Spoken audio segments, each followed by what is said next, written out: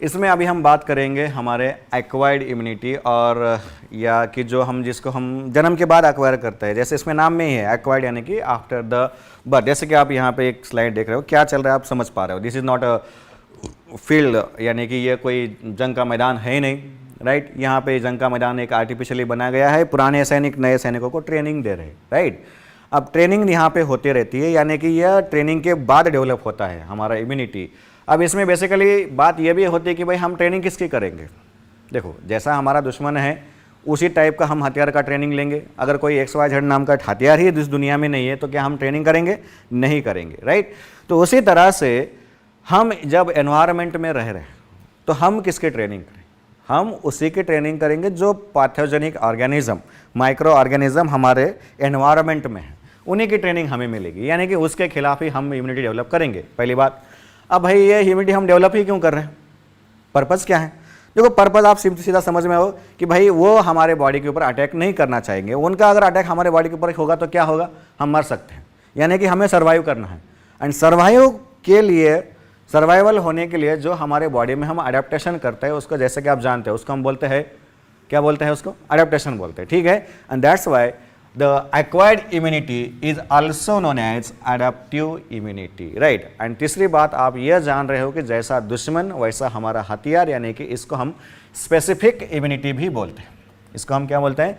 Specific immunity. रात समझ में आई आपको? राइट। अब देखो, जैसे कि आपने सुना कि it is acquired after birth, हम यहाँ पे लड़ना सीखते हैं। पढ़ने से पहले से हमारे पास लड़ने की क्षमता नहीं होती है, लड़ना सीख रहे हैं हम। And it is characterised by 4 characters. 4 character कौन से हैं इसमें? इट इज़ पैथोजेनिक स्पेसिफिक, अभी हमने डिस्कस किया। किसी बैक्टीरिया के लिए लड़ने का तरीका अलग होता है, और बैक्टीरिया के लिए लड़ने का तरीका अलग होता है, वायरस के लिए लड़ने का तरीका डिफरेंट होता है। डाइवर्सिटी, इसको समझिए। डाइवर्सिटी का मीनिंग क्या हो रहा है? देखो, डाइवर्स यानी कि बहुत सारा, पुष्कळ, मुबलक, हे तुम्हाला डिक्शनरी मीनिंग आहे, पण या ठिकाणी मीनिंग कसं घ्यायचं आहे की भरपूर प्रकारचे, राइट। यानी कि बहुत सारे माइक्रो ऑर्गेनिजम्स को यह हमारी इम्यूनिटी या इम्यून सिस्टम पहचान सकती है, अलग अलग तरीके से पहचान सकती है, अलग अलग तरीके से याद भी रख सकती है, अलग अलग तरीके से लड़ भी सकती है, यानी कि इसके पास बहुत सारी डाइवर्सिटी है, ऐसा हमें बोलना है, ठीक है। तो पहला हो गया स्पेसिफिसिटी, दूसरा है डाइवर्सिटी, तीसरा ये बहुत इंपॉर्टेंट प्रॉपर्टी है, इसको लेके हमें आगे एक डिसीज भी पढ़ना है, याद रखिए, ठीक है। That is discrimination. डिस्क्रिमिनेशन म्हणजे काय? फरक करणे कोणाकोणामध्ये, self and non self. Antigen बोलने की बजाय अभी हम बात करेंगे सेल्स और हमारे टिश्यूज, ठीक है। यानी कि खुद के कौन है, पराया कौन है, ये समझ सकते हैं। जैसे कि आप जानते हो, मिलिट्री बॉर्डर के इस पार भी इंसान ही है, उस पार भी इंसान ही है, जैसे कि जानते हो। बट मिलिट्री में एक क्षमता होती है कि भाई हमारे इंसान कौन से, पराये इंसान कौन से। ये अटैक किसको करेंगे? ओनली टू पराये, यानी कि the system attack only on non self, that never normally यहाँ पे शब्द इंपॉर्टेंट है, नॉर्मली ये जनरली हमारे सेल्स के ऊपर अटैक नहीं करती, दैट इज डिस्क्रिमिनेशन। ये भी बहुत इंपॉर्टेंट प्रॉपर्टी है। चलो एक आपके लिए एक ट्रिकी क्वेश्चन पूछता हूँ कि ये कैपेसिटी लॉस अगर होगी तो हमें क्या हो सकता है? सीधा समझ में आ रहा है कि आपके सेल्स के ऊपर अटैक हो सकता है, जिसको हम बोलते हैं ऑटो इम्यूनिटी, राइट, ठीक है। And last property it is memory, यानी कि बहुत इंपॉर्टेंट प्रॉपर्टी, राइट। बेसिकली जिस बैक्टीरिया से हमारी पहली मुठभेड़ हो गई उसको हम लाइफ लॉन्ग तक भी याद रख सकते हैं, एंड उसको लड़ने का तरीका भी हम याद रख सकते हैं। तो ये 4 प्रॉपर्टीज होते हैं, ठीक है। Pathogen specificity, diversity, discrimination of self and non self antigen and memory, right. And ये जो इम्यूनिटी होती है ये सभी में मिलती है, सभी में नहीं मिलती है। Basically that found only in vertebrates. इससे पहले वाली जो हमने इम्यूनिटी देखा था वो सभी में मिलती है, vertebrates as well as invertebrates, इसको याद रखिए, ठीक है।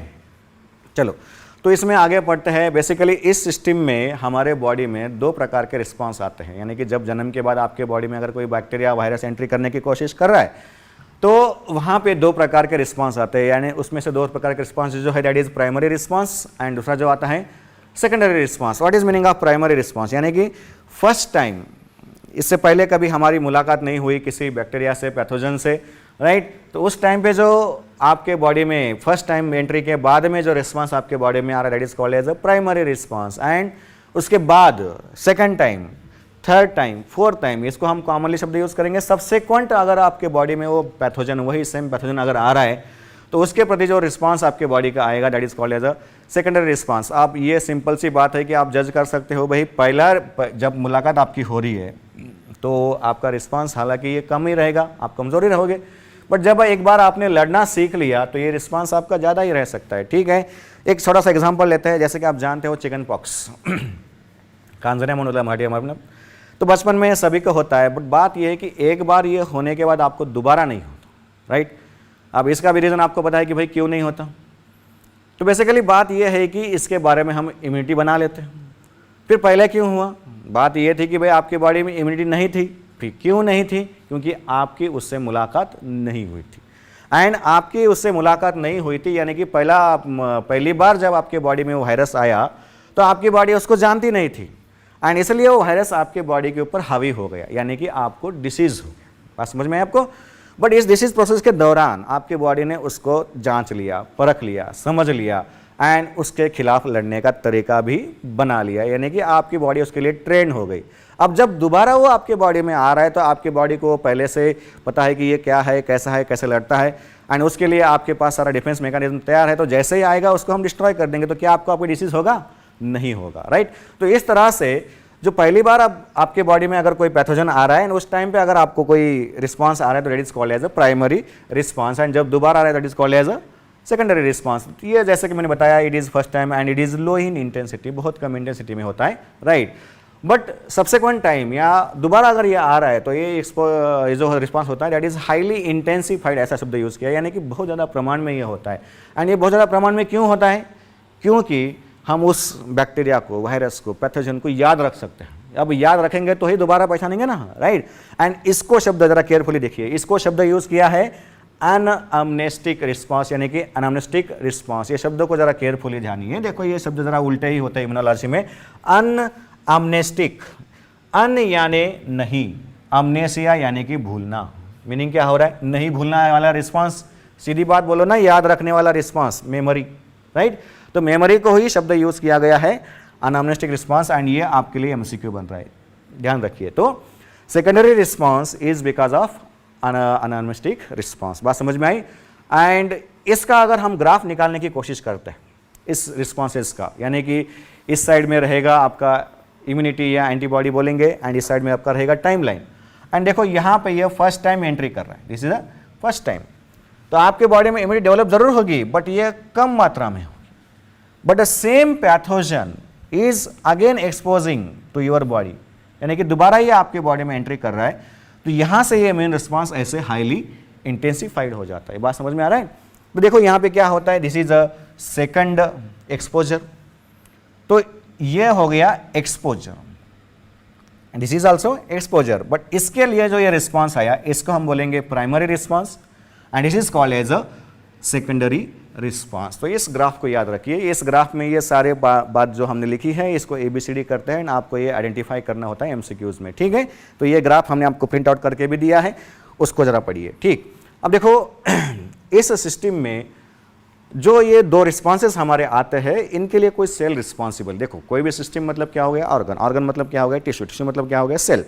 तो इसमें जो आते हैं सेल्स आते हैं, एंड इन सेल्स को हम बोलते हैं लिम्फोसाइट। एंड जैसे कि आप जानते हो इन लिम्फोसाइट्स के दो कैटेगरीज होते हैं, that is T lymphocyte and B lymphocyte. बात समझ में आ रही है? राइट। अब देखो ये दोनों का भी काम एक्वायर्ड इम्यूनिटी का ही है, यानी कि ये एक्वायर्ड इम्यूनिटी में ही काम करते हैं, बट दोनों का तरीका डिफरेंट है, काम करने का तरीका अलग है। कैसे अलग है? देखो हालांकि ये दोनों भी एक्वायर्ड के हैं, जैसे कि मैंने बताया हमारी acquired immunity is our military, right. तो इसको मिलिट्री के एग्जाम्पल से ही हम समझते हैं। देखो ये मिलिट्री आपको दिख रही है, राइट। अब यहाँ पे ये सारे सैनिक ही है, सारे मिलिट्री ही है, बट अगर केयरफुली आप देखोगे तो इन सैनिकों में भी दो कैटेगरीज आपको मुख्यतः दिख रही है। कैसे दो कैटेगरी? बहुत सारे सैनिक, ज़्यादा नंबर में सैनिक ये पीछे चल रहे हैं, कुछ गिने चुने सैनिक जो आगे चल रहे हैं, राइट। अब इनको हम कैप्टन, ब्रिगेडियर वगैरह वगैरह बोल सकते हैं, वो छोड़िए, बट हमारे लिए सिंप्लिसिटी के लिए दो वर्ड हम यूज़ करेंगे, पीछे वाले, आगे वाले, राइट। अब देखो आगे वाले बेवजह आगे नहीं होंगे, पीछे वाले बेवजह पीछे नहीं होंगे, सीधी सी बात है। अब इन आगे वालों में कुछ खास बातें होंगी, स्पेशल एबिलिटीज़ होंगी, राइट, स्पेशल कैपेसिटीज़ होंगी, इसलिए आगे है, एंड इनमें वो कम होंगी इसलिए वो पीछे होंगे, सिंपल सी बात है। अब देखो बात क्या होती है इसमें, अगर हम देखना चाहेंगे तो यहाँ पे ज़्यादा दिमाग की कैपेसिटी, यानी कि किसी चीज़ को समझने की, किसी परिस्थिति को समझने की कैपेसिटी ज़्यादा किसके पास होगी? आगे वालों के पास या पीछे वालों के पास? सीधी सी बात है, आगे वालों के पास ज़्यादा मेमोरी किसके पास रहेगी? आगे वालों के पास। कम नंबर में आपको कौन दिख रहे हैं? आगे वाले ही दिख रहे हैं। अब इसके उल्टी बात है, यानी कि कम सोचने की क्षमता किसके पास होंगी? पीछे वालों के पास होंगी। मेमोरी कम किसके पास होंगी? पीछे वालों के पास होंगी, राइट। किसी परिस्थिति को समझने की कैपेसिटी कम किसके पास होंगी? पीछे वालों के पास होंगी। अब इन दोनों में एक दूसरे को ऑर्डर कौन देगा? ऑर्डर कौन देगा? आगे वाला पीछे वाले को देगा, यानी कि आगे वाले ऑर्डर देने की क्षमता भी रखते हैं। ये बात समझ में आ रहा है, राइट। चलो इतनी बात आप समझ लिए। अब एक बात और समझिए, इनके हथियार देखो। इस आगे वाले को अगर आप देख रहे हो तो इसके हाथ में आपको कौन सा हथियार दिख रहा है? यस, तलवार दिख रहा है, राइट। वो देखो, वो भी आगे वाला जो है उसके हाथ में भी आपको तलवार ही दिख रहा है। बट जो पीछे इनको फॉलो कर रहे हैं उनके हाथ में अगर आप हथियार देखोगे तो बंदूक आपको दिख रहा है, राइट। अब देखो, आगे वालों के पास अगर तलवार है तो मुझे ये बताइए, आपको फिर से दिखाता हूं, अगर आगे वालों के पास अगर ये तलवार है तो ये अटैक कैसे करेंगे? पास में भिड़ के अटैक करेंगे या दूर से तलवार फेंक के मारेंगे? यस, पास में भिड़ के अटैक करेंगे, यानी कि हम बोलेंगे डायरेक्ट अटैक, ठीक है। एंड ये जो पीछे वाले हैं इनके पास बंदूकें हैं, यानी कि ये दूर से अटैक कर सकते हैं। दूर से अटैक यानी कि कौन सा? डायरेक्ट या इनडायरेक्ट? Indirect attack. बात समझ में आ रहा है? तो ये डायरेक्टली अटैक करेंगे और ये इनडायरेक्टली अटैक करेंगे। इतनी बात आपको समझ में आई? देखो, यही सेम एग्जैक्टली फिनोमेनन हमारे बॉडी में है। कैसे? इनके हाथ में हथियार कौन सा है? तलवार, तलवार, तलवार, टी, यानी कि ये हमारे टी लिम्फोसाइट्स होते हैं। बात समझ में आए आपको? ये कौन से होते हैं? हमारे टी लिम्फोसाइट। इनके हाथ में हथियार कौन सा है? बंदूक, बंदूक यानी कि क्या? बी, यानी कि ये हमारे बी लिम्फोसाइट्स है। अब आपको क्लियर हो रहा है पिक्चर, राइट। अब देखिए, मुझे ये बताइए फिर इसमें से कम संख्या में कौन से है? Yes, of course T lymphocyte, ये कम संख्या में होते हैं, बी लिम्फोसाइट ज्यादा संख्या में होते हैं। समझने की कैपेसिटी किसके पास है? टी लिम्फोसाइट्स के पास है। मेमोरी किसके पास है? टी लिम्फोसाइट के पास है, राइट। ऑर्डर देने की क्षमता कौन रखेंगे? टी लिम्फोसाइट रखेंगे। एंड ऑर्डर को फॉलो कौन करेंगे? B lymphocyte. ज्यादा नंबर में कौन? B lymphocyte. डायरेक्टली अटैक कौन करेंगे? T lymphocyte. इनडायरेक्टली अटैक कौन करेंगे? B lymphocyte. Is that clear? ये दोनों के काम करने का तरीका थोड़ा सा डिफरेंट होता है। चलो, ये बात आपको समझ में आई। इनमें से वन बाय वन हम देखेंगे, दैट इज बी लिम्फोसाइट, क्योंकि ज्यादा नंबर में होते हैं, इनको पहले समझते हैं। देखो बी, अब इनका नामकरण बी कैसे हुआ? इनका नामकरण बी कैसे हुआ, राइट। तो बेसिकली ये जो बी आया है, ये आपको लगता है हाँ भाई बोन मैरो से आया होगा, नहीं, ये कोइंसिडेंस, राइट। तो बेसिकली ये शब्द जो आया है, ये आया है from the bursa of Fabricius. अब ये जो होता है एक लिम्फॉइड ऑर्गन होता है इन बर्ड्स, राइट। पंछियों में हमने इसको पहले बार देखा था, वैसे हमारे बॉडी में भी है, बट इसको बर्ड्स में ये हुई थी। एंड बर्ड्स में एक ऑर्गन होता है that is basically lymphoid organ and that is called as a bursa of Fabricius. तो इसमें पहली बार हमने इनको देखा था, दैट्स वाई इसके बीच से हमने इनका नाम लगा दिया बी लिम्फोसाइट। हाँ, अब कोइंसिडेंटली बात यह है कि हमारे बॉडी में अगर हम देखेंगे तो ये हमें मिलते हैं बोन मैरो में, राइट राइट। अब देखो, ये जो होते हैं B lymphocyte, they can be activated by the antigen directly और बाय द ऑर्डर इनके बॉस। अभी अभी हमने देखा टी सेल्स, राइट। तो टी सेल्स से भी एक्टिवेट हो सकते हैं एंड एक बार एक्टिवेट होने के बाद they convert into plasma cell. And plasma cell basically it is a secretory cell and it can secrete some glycoproteins. Which proteins? Glycoproteins, right? And these glycoproteins are known as gamma globulins और antibodies. Basically ये antibodies ही है जो microbe के ऊपर attack करती है, right? And इसलिए हमारा बुक इनको लिखता है army of proteins. And these antibodies जैसे कि आप जानते हो gamma globulins है, and gamma globulins are the component of our plasma यानी कि component of our blood, right? तो ये जो गैमा ग्लोबुलिन्स है ये हमारे ब्लड में होता है, यानी कि ह्यूमर में होता है। याद आ रहा है शब्द आपको, humour, right. And that's why the immunity is known as humoral immunity, या इसी को हम बोलते हैं एंटीबॉडी मेडिएटेड इम्यूनिटी, क्योंकि इसमें अटैक कौन कर रहा है? एंटीबॉडी अटैक कर रही है। That's why it is called as antibody mediated immunity. और इसी को ही हम शॉर्ट फॉर्म में यूज करते हैं एंटीबॉडी मेडिएटेड इम्यून सिस्टम और ह्यूमरल इम्यून रिस्पॉन्स। अब इसमें जो मेन है that is antibody, and antibody दिखने में ऐसी होती है, राइट। अब ऐसी होती है, इनका 3 डायमेंशन स्ट्रक्चर जो होता है, ये 3 डायमेंशन स्ट्रक्चर कुछ इस तरह से होता है, राइट। तो basically these are glycoproteins and ये प्रोटीन का अरेंजमेंट इस तरह से वाई शेप में होता है। इसी को ही हम सिंप्लीफाइड फॉर्म में कुछ इस तरह से दिखाते हैं आपको, राइट। तो यहाँ पे अब प्रोटीन्स मतलब क्या बात हो गई कि अमीनो एसिड्स होते हैं, अमीनो एसिड्स का चेन होता है एंड इसमें ऐसे कुल मिला के 4 प्रकार के चेन्स होते हैं। एंड इनको सिंप्लीफाइड बनाने के लिए हम इस डायग्राम का यूज़ करते हैं, आप देख पा रहे हो, ठीक है। तो this is the diagram of your antibody. अब जैसे कि आप जान रहे हो, इसमें आपको ये प्रोटीन चेन दिख रहे हैं, तो total number of protein chain कितने होते हैं? 4 होते हैं, दिख रहे हैं आपको, राइट। अब इसमें ये चेन छोटी है, चेन छोटी है मतलब क्या है, नंबर ऑफ अमीनो एसिड्स कम है, तो मॉलिक्यूलर वेट क्या हो गया, कम हो गया, कम हो गया मतलब लाइट हो गया, that's why it is called as a light chain. And ये जो चेन आपको दिख रही है ये लंबी है, लंबी है मतलब number of amino acids are more, amino acid more मतलब क्या हो गया कि भाई मॉलिक्यूलर वेट इसका ज़्यादा हो गया, तो ये ऐसे होते हैं। तो दो आपको यहाँ पे हेवी चेन मिलते हैं एंड दो आपको लाइट चेन मिलते हैं, ठीक है। And these all chains are held together in this fashion by a special bond. देखो इसको याद रखना है आपको, S S bond. S S bond यानी कौन सा हो गया, yes that is a disulphide bond, that is called as disulphide bond, इसको याद रखिए, ठीक है। अब देखिए यहाँ पे आपको केयरफुली समझना है एंटीबॉडीज को। देखो इसमें ये दोनों साइड सेम होते हैं, राइट। बेसिकली एंटीबॉडी हमारे बॉडी में कब बनते हैं, जब कोई एंटीजन हमारे बॉडी में एंटर करता है, इसके बारे में हम बात करने वाले हैं, ठीक है। तो बेसिकली एंटीजन जब एंटर करता है तो उसको मारने के लिए उसके खिलाफ ये डेवलप होता है, यानी कि उसको अगर मारना है तो इन एंटीबॉडीज को उनसे अटैच होना पड़ेगा, यस अटैच तो होना पड़ेगा। एंड इसलिए इन एंटीबॉडीज का देखो यहाँ से ये शेडिंग हमने डिफरेंट किया है, यानी कि लाइट चेन का नियरली हाफ पार्ट ये डिफरेंट शेड में शेड किया है एंड हेवी चेन का नियरली 1/4 पार्ट हमने डिफरेंट शेड में शेड किया है, क्योंकि ये हमेशा चेंज होते रहता है। कैसे चेंज होता रहता है, जैसे कि मैंने बताया इस एंटीबॉडी का पर्पज जो है एंटीजन को बाइंड करना है, इसलिए ये एंटीजन यहाँ पे बाइंड होता है, इसलिए एंटीजन के हिसाब से ये पार्ट आपका चेंज होते रहता है, राइट राइट। अब चेंज होता है मतलब क्या, सभी एंटीबॉडी सेम नहीं होते क्या, नहीं होते। देखिए केयरफुली एक कंसेप्ट को समझिए। देखो हमने जब बात किया था सर्कुलेशन में, तो हमारे जो एंटीबॉडीज होते हैं उनके 5 क्लासेस होते हैं, जैसे कि आप जानते हो गेम ऑफ डिफेंस से आपने याद रखा है IgG, IgA वगैरह वगैरह वगैरह। अब समझो कि कोई, अब ये जो है ये बेसिकली क्लासेस ऑफ एंटीबॉडीज होते हैं, यानी कि IgG is 1 class, IgA is 1 class वगैरह वगैरह वगैरह, ठीक है। इसमें समझिए, देखो अब IgG क्लास के एंटीबॉडीज है मतलब दिस इज अ क्लास, ऐसा मत समझो कि हमारे पास सिर्फ 5 प्रकार के ही एंटीबॉडीज है, ये उनके क्लासेस ऑफ एंटीबॉडी है। क्या इस क्लास में जो बैठे हैं वो सभी स्टूडेंट है राइट, एंड वो इसी क्लास के हैं, मतलब बात कैसे होती है कि इस क्लास में और भी हजारों एंटीबॉडीज होते हैं।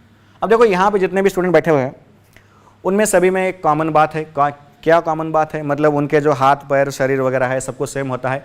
फर्क कहाँ पे आता है, चेहरे में आता है। बात समझ में आ रहा है। अगर यहाँ पे किसी के पेरेंट्स आएंगे तो क्या किसी को भी उठा के लेके जाएंगे, नहीं, वो किसी अपने ही वार्ड को उठा के लेके जाएंगे, एंड अपने ही वार्ड को कैसे पहचानेंगे, वो चेहरे से पहचानेंगे। बात समझ में आ रही है।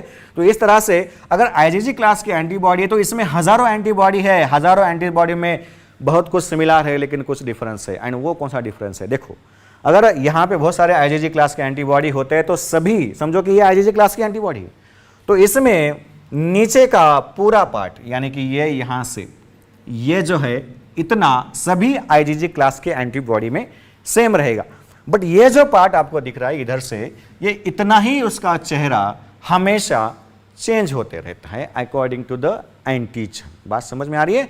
तो जितने जितने प्रकार के एंटीजन आपके बॉडी में आते जाएंगे उतने उतने प्रकार से ये ढलती जाएगी उस रूप में उसको अटैच होने के लिए, एंड उतने प्रकार के हमारे एंटीबॉडीज बनते जाएंगे, यानी कि ये हिस्सा हमेशा चेंज होता रहेगा एंड ये हिस्सा हमेशा सेम रहेगा। ये चेंज होगा, ये सेम हो रहा है, बात पकड़ रहे हो। देखो अब ये हिस्सा चेंज हो रहा है मतलब this is called as a variable, vary होते रहेगा, एंड ये हिस्सा जो कभी वेरी नहीं होगा यानी कि इसको हम बोलेंगे कांस्टेंट, राइट।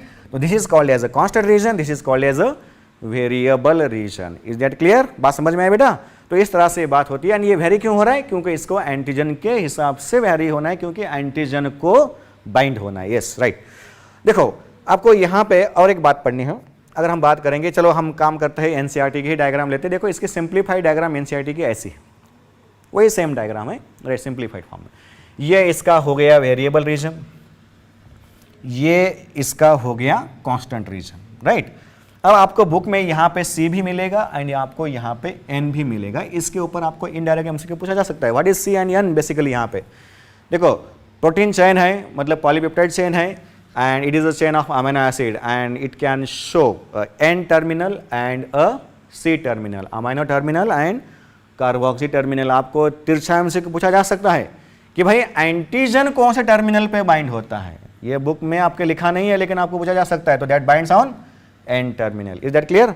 राइट। चलो ये हो गया अभी हमारे एनसीईआरटी के हिसाब से, बट इतना हम यहाँ पे रुकेंगे नहीं, हमें ज़रा सा और थोड़ा सा पढ़ना भी पड़ेगा क्योंकि हमारी एम्स आपके साथ में। ठीक है, देखो ये एनसीईआरटी के हिसाब से हो गया। अभी थोड़ी सी बातें हम कर रहे हैं, केयरफुली याद रखिए। ठीक है, देखो एंटीबॉडी की चेन यहाँ से बेंड हो रही है, बेंड हो रही है, राइट। अब बेंड अगर हो रही है तो जहाँ से बेंडिंग होता है उसको हम जनरली हिंज रीजन बोलते हैं। जैसे कि आपने पढ़ा है हमारा एल्बो, एल्बो यहाँ से बेंड हो रहा है, इसको हमने हिंज जॉइंट बोला, तो उसी तरह से इसको हमने बोला हिंज रीजन। अब इस हिंज रीजन को अगर हम देखेंगे तो इसके इधर एंड इधर, केयरफुली समझना है। ठीक है, देखो हिंज रीजन के इस पार वाला ये टोटल एंड इसके नीचे वाला ये, यानी कि इसमें आपकी पूरी लाइट चेन आ रही है एंड हाफ हेवी चेन आ रही है, एंड इधर ओनली आपकी हेवी चेन आ रही है। तो बेसिकली इस पार्ट को हम बोलते हैं फैब, राइट। अब बेसिकली शॉर्ट फॉर्म है एंटीजन बाइंडिंग फ्रैगमेंट। इसको पढ़ते समय ऐसे ही पढ़ते हैं एंटीजन बाइंडिंग फ्रैगमेंट, बट लिखते समय fragment antigen binding, and this is called as FC. Fragment crystallisable ऐसा ही है, यानी कि क्रिस्टलाइजेबल फ्रैगमेंट है, this is not a constant. देखो इसमें कंफ्यूजन हो सकता है, ये बात यहाँ पे दिख रही है आपको, constant fragment and variable. Variable यहाँ से एंड आपका फैब यहाँ से, केयरफुली इसमें कंफ्यूजन हो सकता है, राइट। तो basically this is called as a fragment antigen binding और antigen binding fragment, and this is called as a crystallisable fragment. ये आपको एम्स में पूछते हैं, तो आपको ये पूछेंगे भाई antigen binds on which fragments, right, right. तो basically that binds on Fab. ठीक है, अब यहाँ पे चलो इस साइड का तो हमने पर्पस पढ़ लिया, यानी कि यहाँ पे कौन बाइंड होता है, एंटीजन बाइंड होता है, एंड एक मॉलिक्यूल दो एंटीजन्स को बाइंड होता है। अब दोनों भी एंटीजन सेम होते हैं एंड ये दोनों भी साइड सेम होते हैं, ये बात याद रखिए, राइट। यानी कि एक ही एंटीबॉडी दो एंटीजन्स को अटैच हो सकती है, यानी कि इसकी अटैचमेंट की क्षमता, यानी कि बाइंड होने की क्षमता, यानी कि वैलेंसी कितनी होगी, दो। That's what is called as a bivalent. इसको याद रखिए। तो every antibody molecule it is a bivalent, जिसमें ऐसा स्ट्रक्चर है। ठीक है ना, हम आगे भी देखने वाले, राइट। तो ये तो हो गया एंटीजन बाइंडिंग साइट का पर्पस। तो what is the purpose of this site, ये भी आपको याद रखना है, जो कि आपकी बुक में नहीं है, राइट। इसका जो पर्पस है दैट इज बेसिकली ये इस साइड से WBC या लिम्फोसाइट को बाइंड होती है। किसको बाइंड होती है, WBC और लिम्फोसाइट को बाइंड होती है। ये आपके एनसीईआरटी के बुक में जरा इसको एडिशन कर लीजिए।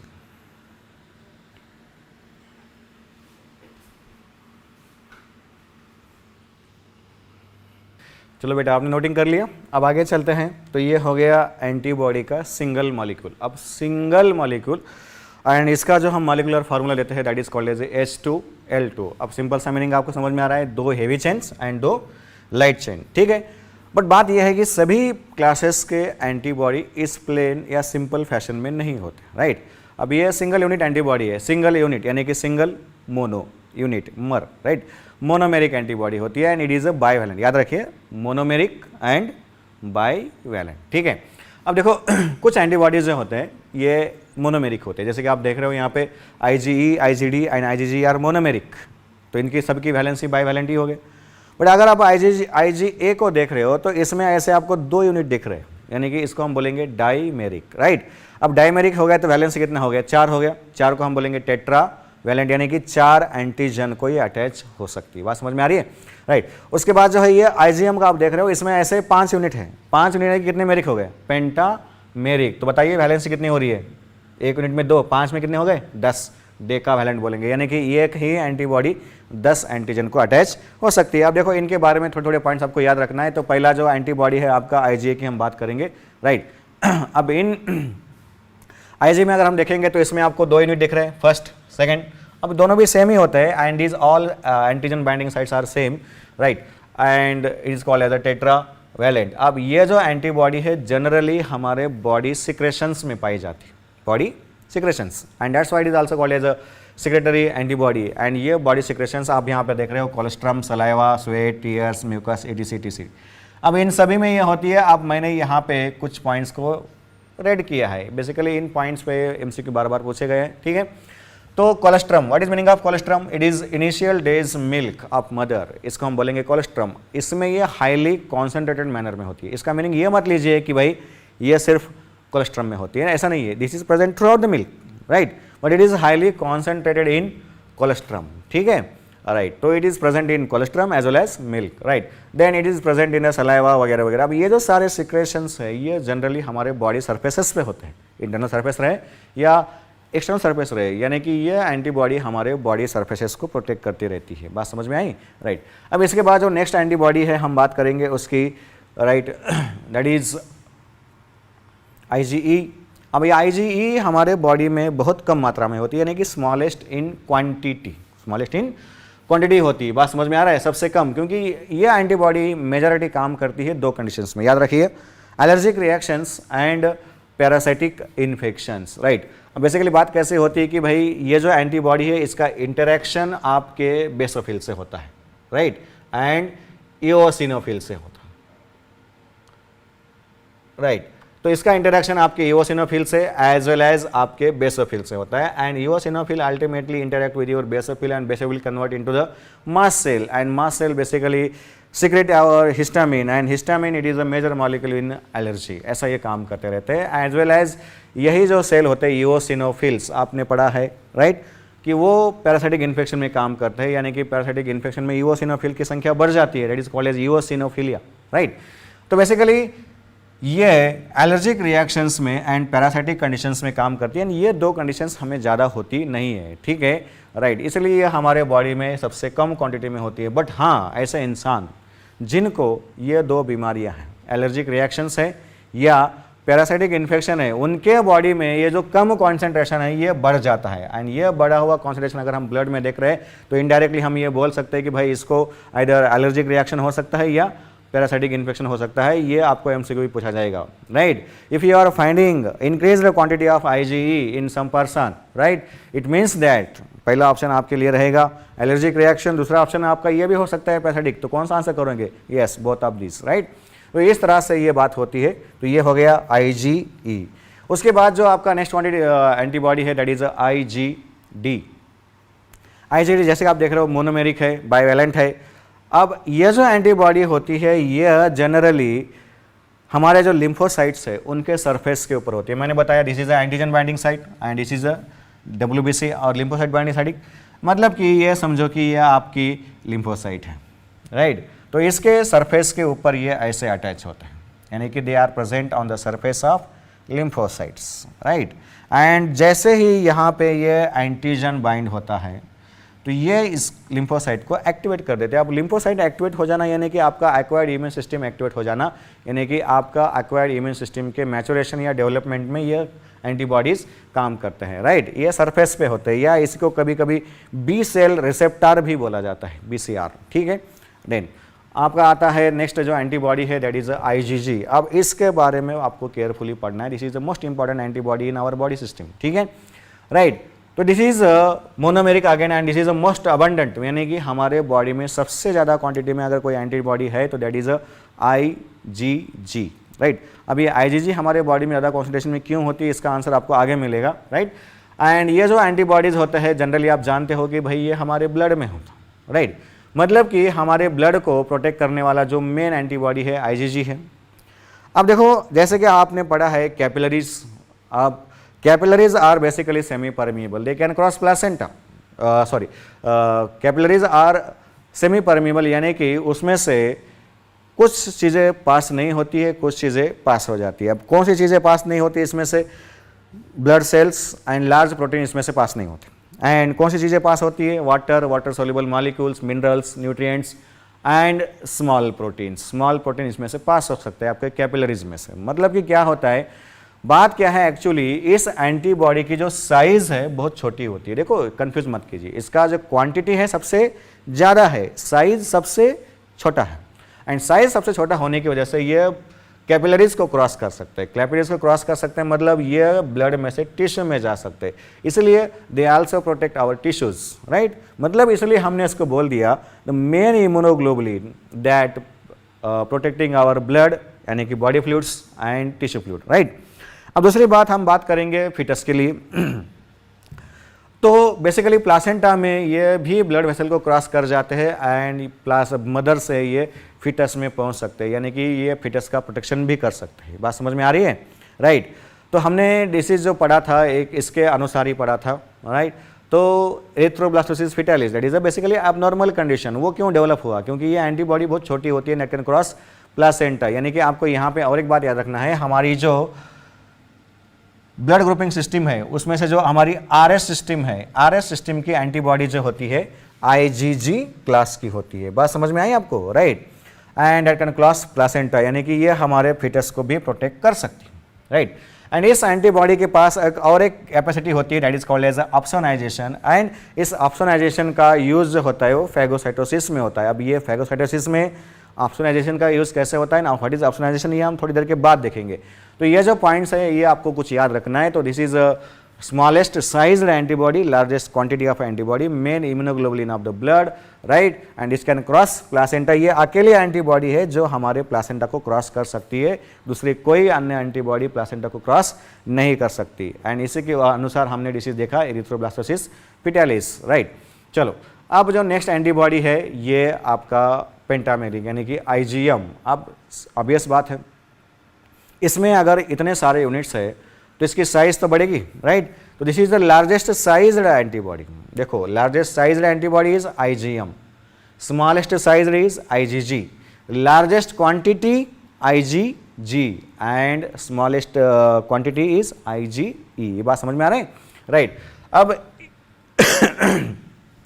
इसमें 5 यूनिट है तो इसकी जो वैलेंसी हो जाएगी दैट इज डेकावैलेंट, यानी कि एक ही एंटीबॉडी 10 डिफरेंट एंटीजेंस को, यानी कि ये जो एंटीजेंस होते हैं ये सेल्स के ऊपर होते हैं। राइट। यानी कि ये 10 अलग अलग सेल्स को अटैच हो सकते हैं। एंड इसकी वजह से इनके पास एक प्रॉपर्टी आ जाती है that is called as agglutination property. बात समझ में आ रही है? राइट। इसको भी हम देखेंगे। अब ये पॉइंट हमें पढ़ना है, first to produce in response to antigen. First to produce in response to antigen, इसका मीनिंग कैसे हो रहा है जरा केयरफुली समझिए। राइट। इसका मीनिंग ऐसे हो रहा है, देखो first to produce in response to antigen. Antigen जो होता है वो सेल्स के ऊपर होता है, पैरासाइट्स के पैथोजेंस के ऊपर होता है। एंड पैथोजन पहली बार अगर हमारे बॉडी में आ रहा है तो that is called as a primary immune response, ये आप जानते हो। एंड जो दोबारा आ रहा है that is called as secondary. अब केयरफुली ध्यान दीजिए, अभी हम जो बात करने जा रहे हैं that is only and only हम बात करने जा रहे हैं प्राइमरी इम्यून रिस्पॉन्स की ही। तो प्राइमरी इम्यून रिस्पॉन्स में आपके बॉडी में एंटीबॉडी बनते हैं, पहले से नहीं होते। अब यहाँ पे जरा ग्राफिकल रिप्रेजेंटेशन देखिए, देख पा रहे हो? अब शुरुआत में आपके बॉडी में कोई एंटीबॉडी नहीं है, यहाँ पे कोई पैथोजन समझो या एंटीजन समझो आपके बॉडी में फर्स्ट टाइम एंट्री किया, तो आपके बॉडी में एंटीबॉडी कॉन्सेंट्रेशन बढ़ेगा एंड ये आपके डिसीज को एलिमिनेट भी करेगा। एंड यहाँ से ये एंटीबॉडी कॉन्सेंट्रेशन कम भी हो सकता है। ठीक है? राइट। ये हो गया आपका primary immune response. But carefully ध्यान दीजिए, ये प्राइमरी इम्यून रिस्पांस की ही हम बात कर रहे हैं। इसी रिस्पांस में ये जो एंटीबॉडी प्रोड्यूस हुई यहाँ पे, तो this is of IgM type, this is of IgM type. And same immune response यानी कि प्राइमरी इम्यून रिस्पांस में ही, केयरफुली सुनिए, राइट, कुछ दिनों के बाद, इमीडिएटली नहीं, कुछ दिनों के बाद इसी पैथोजन के लिए सेम रिस्पांस में और एक एंटीबॉडी आपके बॉडी में तैयार होने लगती है। इसका कॉन्सेंट्रेशन भी ज़्यादा होता है एंड ये लाइफ लॉन्ग भी रह सकती है। कुछ डिसीजेस में सालों तक रह सकती है, कुछ डिसीज में महीनों तक रह सकती है। एंड ये ज़्यादा क्वांटिटी में भी बनती है एंड बनते भी रहती है, ज़्यादा दिन रहती भी है। एंड इसलिए इस एंटीबॉडी का कॉन्सेंट्रेशन हमारे ब्लड में ज़्यादा होता है। तो वो कौन सा हो रहा है? Right, that is IgG। बात समझ में आई? तो इस लाइन का मीनिंग यानी कि first produce in response to antigen is IgM, but उसी सेम एंटीजन के लिए आपके बॉडी में सेकंड और लॉन्ग टर्म के लिए कौन सा प्रोड्यूस होगा? IgG होगा। इसलिए आपके ब्लड में IgG का कॉन्सेंट्रेशन ज़्यादा होता है। बात समझ में आई? तो ये ग्राफ आपके पास रखिएगा।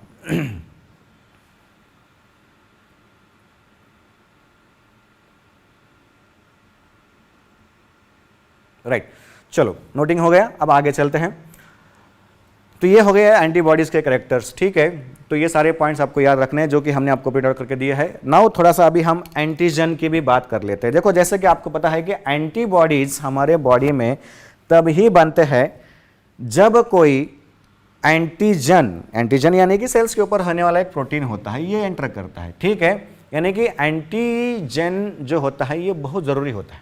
राइट, ये आने के बाद ही आपके बॉडी में एंटीबॉडी प्रोड्यूस होते हैं। राइट, अब एंटीजन जो होता है ये कहीं पे भी हो सकता है, ये जनरली ये सेल्स पे होते हैं एंड वो सेल कोई भी हो सकती है। That is a bacterial, helminthic वगैरह वगैरह, प्रोटोजोआ या कुछ भी वायरस या प्लांट सेल, कुछ भी किसी के ऊपर भी हो सकता है। ठीक है, हम हमारे रिलेशन बात में करेंगे, हमारे पैथोजेंस के रिलेशन में बात करेंगे, दैट इज बैक्टीरिया और वायरसेस, राइट। तो बैक्टीरिया और या वायरसेस और या पैथोजेंस के ऊपर ये जो एंटीजेंस होते हैं ये हमारे लिए बहुत महत्वपूर्ण है, क्योंकि इन्हीं की वजह से हम इनको लड़ सकते हैं, राइट।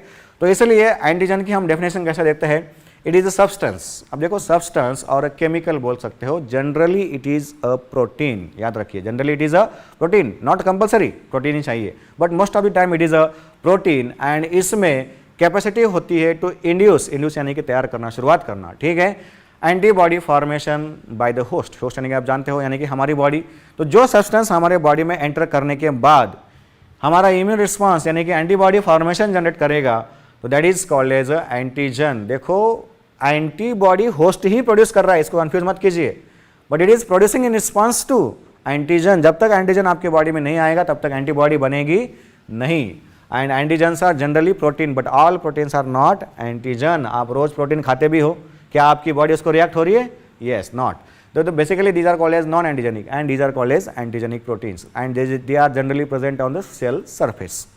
अब सेल्स तो हमारे पास भी है एंड इसलिए एंटीजन्स हमारे पास भी है, इसलिए एंटीजन के दो कैटेगरीज होते हैं, self antigen and non self antigen.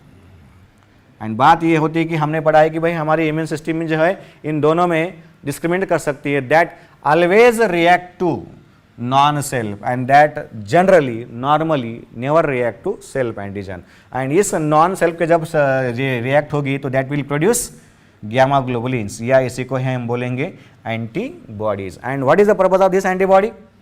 To attack on that antigen, non self antigen. And ये एंटीजन किसके ऊपर होता है? बैक्टीरिया के ऊपर होता है, मतलब अल्टीमेटली अटैक किसके ऊपर होगा? बैक्टीरिया के ऊपर होगा। तो ये बात होती है एंटीजन की। बात समझ में आई आपको? चलो अभी आगे चलते हैं। तो इस एंटीजन को हमें पढ़ना पड़ेगा। जैसे कि मैंने बताया दिस इज अ बैक्टीरिया, इसके ऊपर ये बहुत सारे एंटीजन्स हैं एंड ये एंटीजन हमारे लिए बहुत यूजफुल है क्योंकि इसके लिए हम एंटीबॉडी बना सकते हैं। एंड एंटीबॉडी बनाने के बाद ये एंटीबॉडी इसके ऊपर अटैक करते हैं, इस बैक्टीरिया को डिस्ट्रॉय करते हैं, राइट। इसलिए ये एंटीजन बहुत महत्वपूर्ण है एंड इसलिए इसमें से एक एंटीजन हम बाहर निकालेंगे एंड उसको हम जरा केयरफुली पढ़ेंगे, राइट। अब इसमें से एक एंटीजन हमने बाहर निकाल लिया, इसको हम जरा एनलार्ज करके माइक्रोस्कोपी करके देखेंगे। देखो this is a complete antigen molecule, देख पा रहे हो, राइट। अब केयरफुली समझिए, कंसेप्चुअल है, राइट। अब देखो this is a one complete antigen, but इस एंटीजन के ऊपर भी आप कुछ बातें देख रहे हो, राइट। तो ये आपको एक शंकु दिख रहा है, ये गोल दिख रहा है, एक चौकोन दिख रहा है वगैरह वगैरह, ऐसा कुछ नहीं होता। There is a specific chemicals, there are different chemicals, right, जो कि हमने उनको इस रूप में दिखाया है, राइट। तो ये जो होते हैं ये एंटीजेंस के सब यूनिट होते हैं एंड एक्चुअली जो एंटीबॉडी बनाने का जो काम है ये इन सब यूनिट्स का होता है। बात समझ में आ रहा है आपको? एंटीजन तो है बट एंटीजन में भी कुछ और है जो एक्चुअली इसके खिलाफ हमारे एंटीबॉडी बनते हैं। ये जो यूनिट्स हैं इनको हम बोलेंगे इपिटोप्स। इनको हम क्या बोलते हैं? इपिटोप्स। यानी कि epitopes are mainly responsible to produce a antibody which are present on antigen, right. अब ये एपिटोप्स की संख्या जो होती है ये हर एंटीजन के ऊपर सेम नहीं होती, ये वेरिएबल, एक भी हो सकता है, दो भी हो सकते हैं, मल्टीपल हो सकते हैं, 10 भी हो सकते हैं, ठीक है। एंड बात ये होती है कि जितने एपिटोप्स वहाँ पे है उतने प्रकार के एंटीबॉडीज ये एंटीजन बना सकता है। देखो मैं रिपीट कर रहा हूँ, केयरफुली सुनिए।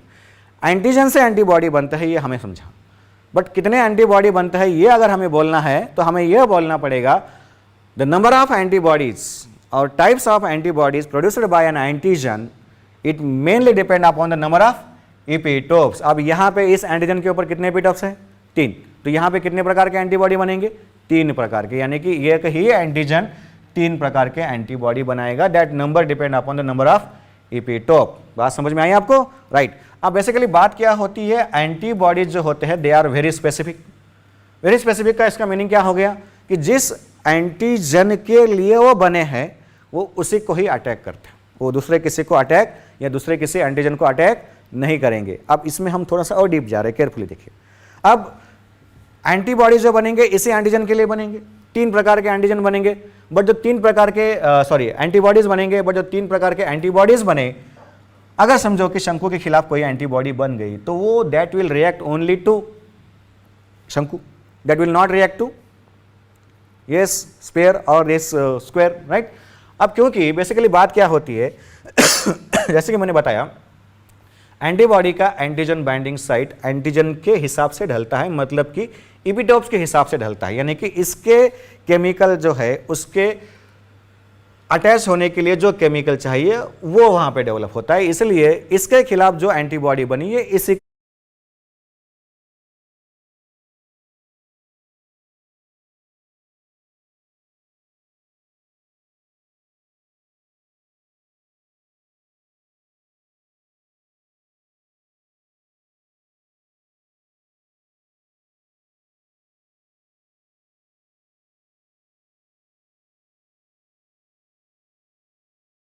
को ही अटैच हो सकती है। बात समझ में आ रहा है? राइट। अब देखो कैसे, मैं एक एग्जांपल लेता हूं। देखो ये अगर हमारा एंटीबॉडी मॉलिक्यूल है, these are heavy chains, right, and these are light chain, मतलब ये इसकी लाइट चेन। तो इधर उधर सेम साइड डेवलप होगी and this side is developed for this cone, तो ये कोन के लिए ही अटैच हो जाएगी। क्या ये गोल में फिट होगी? नहीं होगी। That's why it will attach to this, yes, pyramid और शंकु हम बोलेंगे, ठीक है, राइट।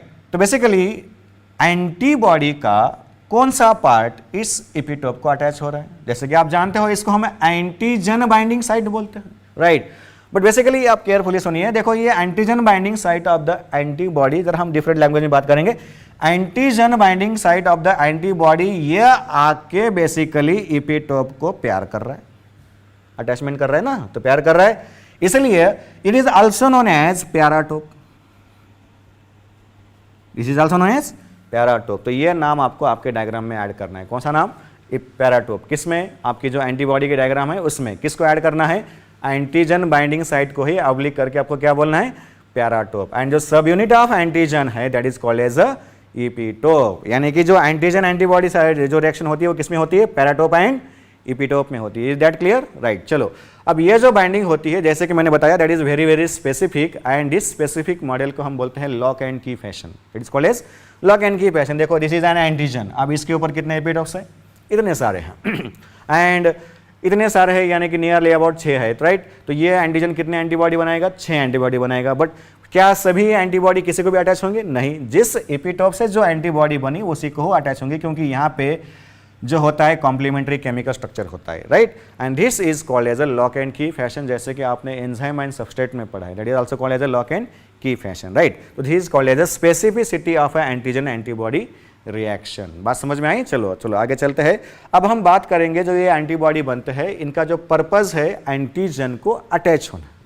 अब ये एंटीजन को अटैच होने के जो प्रोसेस है एंटीबॉडी की, इसको हम बोलते हैं एंटीजन एंटीबॉडी रिएक्शन।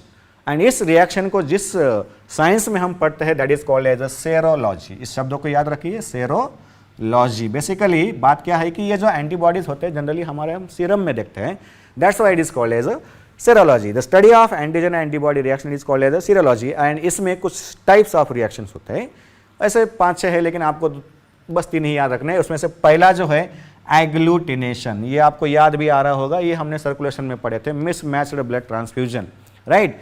अब एबीओ सिस्टम में हमने बात किया था कि भाई एबीओ सिस्टम की जो एंटीबॉडी होती है आईजीएम टाइप की होती है, आईजीएम टाइप की होती है मतलब पेंटामेरिक होती है, राइट। तो basically this type of reaction it is shown by the IgM antibody. बात समझ में आ रही है? अब देखो आईजीएम यानी कि पेंटामेरिक है, यानी कि उसके पास 10 एंटीजन बाइंडिंग साइट्स हैं।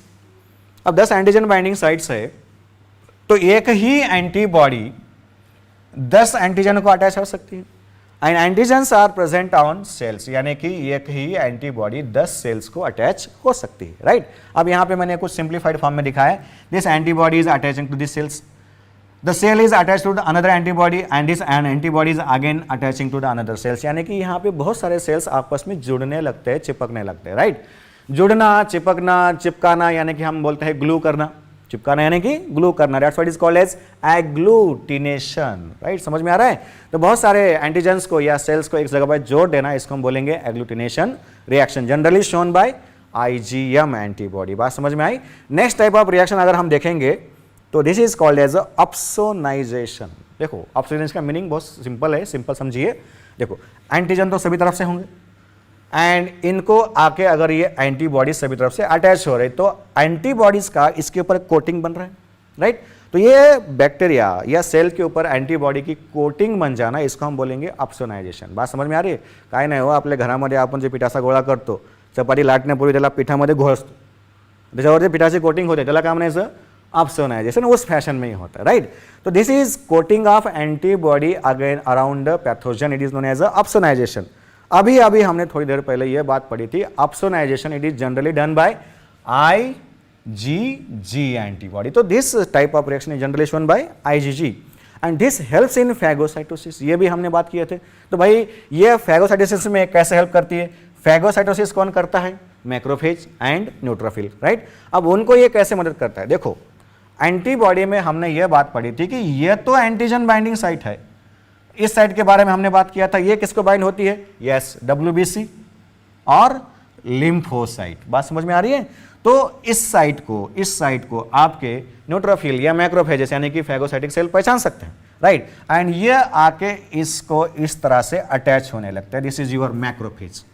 बात समझ में आ रही है? दिख रहा है आपको ये macrophage, right. This is your macrophage and this is attaching to the FC part of the antibody, right. And जो कि अटैच है आपके बैक्टीरियम को, एंड इस तरह से अटैच होने के बाद इस बैक्टीरियम को अंदर लिया जाता है। This is called as a phagocytosis. यानी कि फैगोसाइटोसिस में अल्टीमेटली हेल्प किसने किया? एंटीबॉडी ने किया। किस प्रोसेस से किया? ऑप्सोनाइजेशन से किया। What is opsonisation? It is one type of antigen antibody reaction. बात समझ में आई, right. Next type of reaction अगर हम बात करेंगे तो कुछ बैक्टीरिया जो होते हैं वो टॉक्सिन प्रोड्यूस करते हैं, टॉक्सिक सब्सटेंस जो केमिकल होता है हमारे बॉडी के लिए हानिकारक होता है, उसको हम बोलेंगे टॉक्सिन। अब बात यह है कि हमारा नसीब यह अच्छा है कि toxins are also antigenic. Meaning क्या मिल रहा है आपको? टॉक्सिन्स आर आल्सो एंटीजेनिक, मतलब इनके ऊपर भी एंटीजन होते हैं एंड इसके खिलाफ हमारी बॉडी एंटीबॉडी बना सकती है। अब टॉक्सिन के लिए अगर एंटीबॉडी बनी है तो वो एंटीबॉडी आपकी, जब ये टॉक्सिन आपके बॉडी में आएगा तो किसको अटैच होंगे? सेल को या टॉक्सिन को? Toxin, right. एंड टॉक्सिन को जब एंटीबॉडी अटैच होती है तो दैट डिस्ट्रॉयज। देखो, बेसिकली टॉक्सिन में दो प्रॉपर्टीज होते हैं, राइट। उसकी टॉक्सिसिटी होती है, एंटीजेनिसिटी होती है। एंटीजेनिसिटी की वजह से क्या हो गया कि भाई एंटीबॉडी बन गए। अब ये एंटीबॉडी जब इसको अटैच होंगे तो इसके टॉक्सिसिटी पे वो अटैक करते हैं। उसकी टॉक्सिसिटी यानी कि हमारे बॉडी को हार्म करने की जो क्षमता है टॉक्सिन की, उसको ये खत्म कर देते हैं एंड उसको ये ऐसा ये न्यूट्रल सब्सटेंस बना देते हैं, राइट। अब ये न्यूट्रल सब्सटेंस हमारे बॉडी में कुछ रिएक्शन नहीं करेगा, वो हमारे लिए न्यूट्रल रहेगा। That's why it is called as a neutralization reaction. तो हमारे कितने रिएक्शन हो गए? Agglutination reaction, opsonization reaction and neutralization reaction. This is also generally shown by your IgG। तो ये तीन ही रिएक्शन आपको याद रखने हैं, which are antigen antibody type of reaction. तो बेसिकली यहाँ पे हमारा एंटीजन का एंटीबॉडीज की वजह से जो इम्यूनिटी डेवलप हो रही है that is called as our humoral immunity, यहाँ पे ये खत्म होती है।